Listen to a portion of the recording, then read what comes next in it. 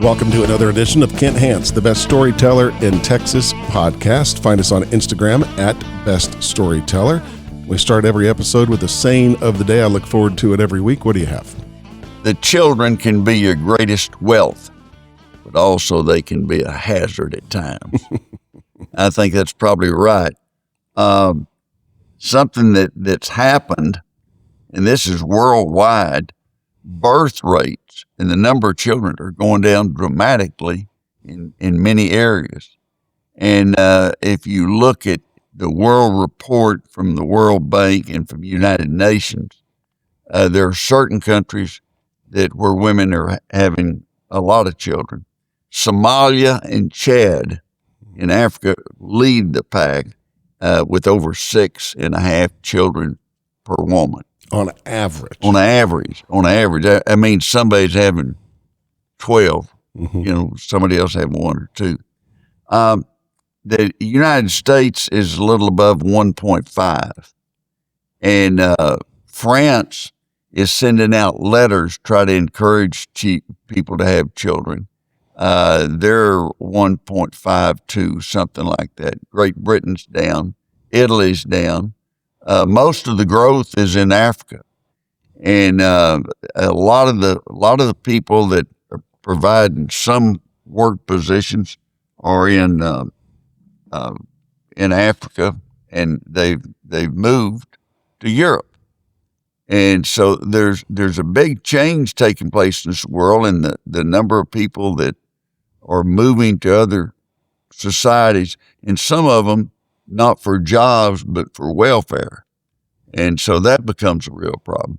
I think we've got a lot of people in the United States that are here illegally that are in construction and making up beds in hotels and things like that work hard and that might someday get some path to some type of citizenship if they show that they work hard.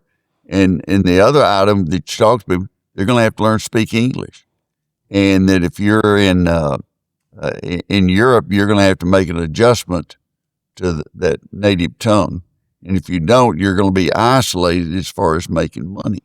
It's hard to move into a society and get a job in service of any type and you not be able to be fluent in their language. So a lot happening in the world, and that birth rate situation. France is the lowest it's been since 1918. Wow. And it's a major problem in that Japan is down. You look at the numbers, the countries that have good intellect, good educated people, their numbers are down. You have countries that don't have anything of significance as far as education, their number of children is up. And one thing that happens in a lot of the poorer countries, your Social Security, you don't get Social Security from the government. If you've got 11 or 12 children, then they'll all pitch in to help take care of you someday. And that's one of the things you have to look at. Women are not getting married as early. Therefore, they're starting later and they have less children, and they want 1 or 2 instead of 10 or 12. And my dad was one of 12 children in his family. My mother was one of 12, and so they were rural areas. And once they moved to the cities and become more educated, they just have fewer children. And that many governments are having to make adjustments in that regard. In Japan, United States, United Kingdom, France, Russia was 1.47. They were lower than the United States, a number of children they were having. And I think if their economy's not doing great, it's a young couple's not going to want to have a lot of children. In China, they have about 1.02. They're very low, and that's because they had, one rule, and that was 1 per family, and that's they're going to face some problems down the road. the Social Security, I talk about that.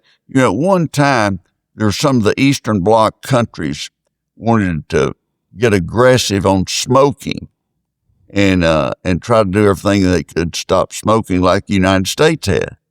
And the director of their Social Security system said, hell no, don't do that. There won't be a bunch of them dying. It'll bankrupt us. Mm-hmm. And so the Social Security is important in some areas, but in some they have some type of Social Security almost everywhere. In some, it's the number of children you have. Mm-hmm. So there's no encouragement to have additional children. Mm-hmm. It's a big issue, and it bears watching. If we could send everyone back that's here illegally, the construction industry and restaurant industry, a lot of industry would shut down immediately. But I still don't understand why the sanctuary cities and sanctuary states are, they even oppose you sending murderers and burglars and robbers back. And I don't know how you justify that one. And that they get to stay no matter what, and somebody's taken up for them.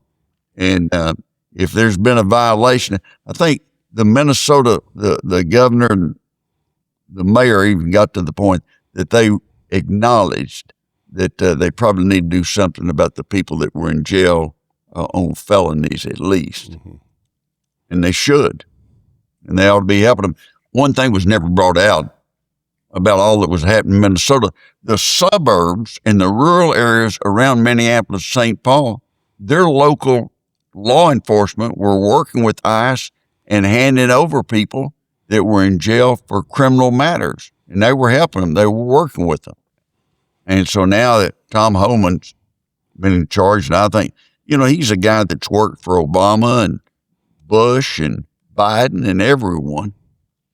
And I think he tries to do a good job. Wouldn't it help out a lot if President Obama had put out a statement that said, yeah, Tom Homan worked for me and did a great job? Yeah. I mean, that would help a lot. It would, but he's not going to. No. They see it as a political matter, and I guess they think it gets them votes. But the votes it gets them, they already have. Lots of times somebody go out and say ridiculous things. Somebody say, well, they're doing it to get votes. Well, the votes they already have. Mm-hmm. If you'll scream loud enough that of some way out, defund the police. The people that hit on that, they already have those votes. You take somebody that's just a traditional Democrat, they're not going to get out and say that. But you take the progressives and the liberal Democrats, they're going to say it and try to enforce it. I heard a Democrat strategist say something yesterday that was interesting. He was saying that it looks as if the SAFE Act that they're trying to get passed right now, if it goes the same way as defund the police did for Democrats, it's over for them because the people don't like it. Right. They wanted police. It's an 80-20 issue. And I always say 80-20, where are those 20? I mean, they're out of touch. They're I think maybe 90-10. But the passed in the House that you have to have registration of some form of identification that you're a citizen to be able to vote. Mm-hmm. And the Democrats in the House they yelled and screamed and now they're working it in the Senate. And they have a few Republicans with them, Murkowski from Alaska. And she's won elections and her dad won election. They've got a family name up there, but it's amazing to me that she gets elected from Alaska. But they want to make sure that you can vote without ID or anything. Get on an airplane, you're going to have, the first thing they ask you got to show your ID. Mm-hmm. And there's nothing wrong with you having to show, unless I guess some of the people may think that their voters are so stupid they can't do that. It's kind of what they're saying. Yeah. Yeah. Let our stupid people vote. And over 70% of Democrats are for this. In the national polls, it was 72% of Democrats support registration to be able to vote. Right. I was in Washington, D.C. last week, and the Buddhist monks we're having a march for peace, and very nice people, but they tied up traffic like you won't believe. Did they? And the result was you could hear a lot of them getting cussed at. You know, they were trying to bring about peace, but they made a lot of people mad. And I know that they're dedicated, but it went 2,300 miles in 108 days. And they had an accident. A truck hit their escort vehicle, and one guy lost his leg. And so they had some problems, but they had a lot of people came out to see them. And but I got caught in one of the traffic jams, and you know, my driver he wasn't happy about it all. We were talking also a while ago about the birth rates and everything. Mm-hmm. European countries, and I read Italy, Spain, Ireland, Greece, and there's, I think, UK. They're giving incentives for people to move there or buy a house there, and that they go in several towns in Italy that if you'll fix up an abandoned house or something that's run down, they give you some big tax breaks. And Spain offering cash grants if you'll move there or have a house there, and you know, it tells you they're needing people and they want people with some money. Mm-hmm. You know, and a lot of our visa programs are to bring in people that are highly qualified, that have PhDs or masters, and it can be a benefit to society. And the Democrats have pushed back hard on that, not afraid they'll take somebody else's job. Somebody that's got a PhD in nuclear engineering is not going to take too many people's jobs. You know? They're not going to do that at all. Gambling, international living, there was a wager set up that you can bet on whether Jesus come back this year or not. And I thought, you know, that's it. I mean, I can't. They're wanting to. Whoever thought that one, they have a problem. They have a gambling problem. They ought to go to, I think they call it Gamblers Anonymous or something. But they need to be on the front row. You know, and said, all right, well, I'll bet you $10 Jesus comes back, or I'll bet you 10. You know, I mean, that's highly unusual, to say the least. And one other thing that I read, there was a woman in the state of Washington lived near a forest, and she'd feed the raccoons every day. Now she's got over 100 of them living in her backyard, trying to figure out what. I mean, they will tear up a roof. You know, one gets in your attic, and you can hear them. And I've always thought, a guy told me this. He said, if you hear them trying to get in the attic and working on the roof or something, just bark, you know, like a dog. And a lot of times they'll leave your house alone. Now, that's a great idea, and I'm pretty good bark, but it really doesn't help with your other relatives that are in the house. That when at 2 a.m. you start barking and you say, I'm doing this to get the raccoons away. You know, they'll look at you strangely. Stupid criminals. We had one that is one of the most outrageous, happened in Turkey, and the guy got a forklift and broke in a jewelry store, smashed the front of it, and he got 150 grams of gold plus a lot of jewels, and his getaway was a donkey, and they have cameras, had video of him getting away riding that donkey, and his feet were about 3 or 4 inches off the ground. You know, I mean, they tell me we got a guy just broke in, and you know, video shows he's riding a donkey, and I think they're pretty easy to find that guy. Where did he bring the donkey with him? Had it tied up. Oh, geez. right down the street. Went running down there and jumped on the donkey, and away he went. Yeah, something was going to get him. Yeah, it was just stupid, you know, crazy. The press will get on an issue, and like they did the sad issue of Mrs. Guthrie, in Tucson. And they have kind of let up all of a sudden. They get on something and it's just every day. That's all you hear. And then they move on to something else. And I don't know what's going to happen. Everybody's criticizing the sheriff or something. And they had, Hannity had Nancy Grace on. And there's, and she may be a nice person, but she is the drama queen of all time. And she doesn't say about how to solve the problem. She just second guesses everyone. But there's a lot of people second guessing in the local police and the FBI and everything. And it's a hard job. And there's no one trying harder to solve this problem than those local police and FBI and everybody that's involved in it. It is pretty amazing that they've got that video and not much has happened since. No. It's incredible. They said, they apprehended one guy and questioned him at length, and then CNN or Fox, one of them interviewed him.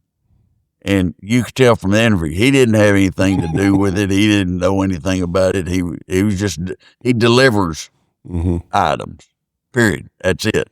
That's his job. A couple of last things. Only 36% of the people in the United States that are millionaires think of themselves as rich. And I understand that.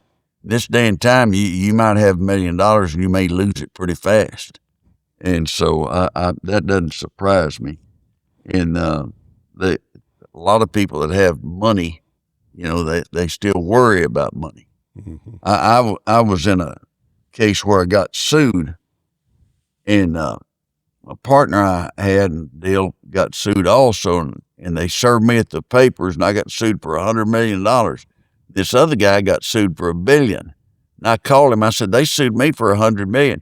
He said, they sued me for $1 billion. I said, you've got $1 billion. I don't have $100 million.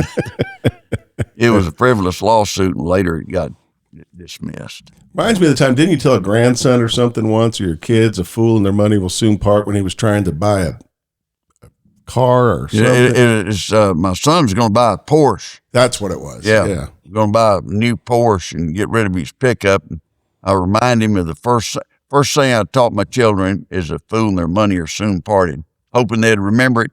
And after I said, what was the first thing and he said, yeah, I'll think about it. And 8 years later, he sold the pickup for another pickup. Didn't have to have that Porsche. Right. Porsche seemed like his good deal at the time, but it wasn't. Who was the person that told you the earliest sign of intelligence is the ability to follow simple instructions? S.T. Newman, Yeah. him at high school. Uh-huh.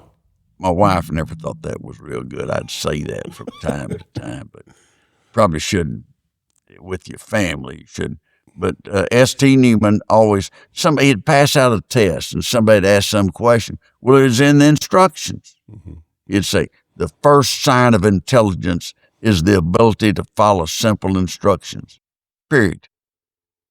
And he was on target. And somebody in Dimmitt, when I was growing, they had he who hesitates is lost. I think that was J.O. Seal. And I had a lady that worked for me at Tech, and I said that she was a little slow getting something done. And I said, he that hesitates is lost. And I said, that's in the Bible. She said, where? She was a regular church goer. Mm-hmm. And I went to church all the time.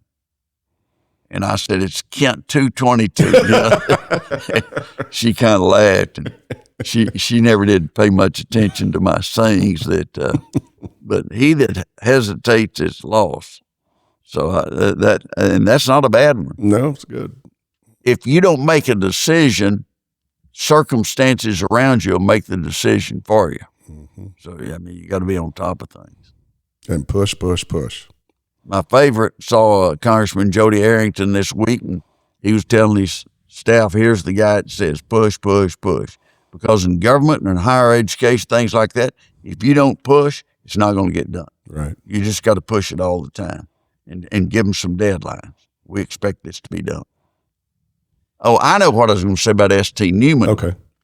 Mr. Newman, we got our ACT scores back. We didn't take SAT and Dimmitt. And this one friend of mine got a real low score, and he said, Mr. Newman, I don't think I can get in any college. Mr. Newman said, don't worry, Kenneth, somebody's got to fix flats. That's not a lot of encouragement, No. Mr. Newman. And the guy turned out to be one of the best farmers in Castro County. He made a lot of money. It was damn good. And graduated from college. But it wasn't a lot of encouragement. I made a bad score. Okay, somebody's got to fix the flats. You're going to fix the flats, boy.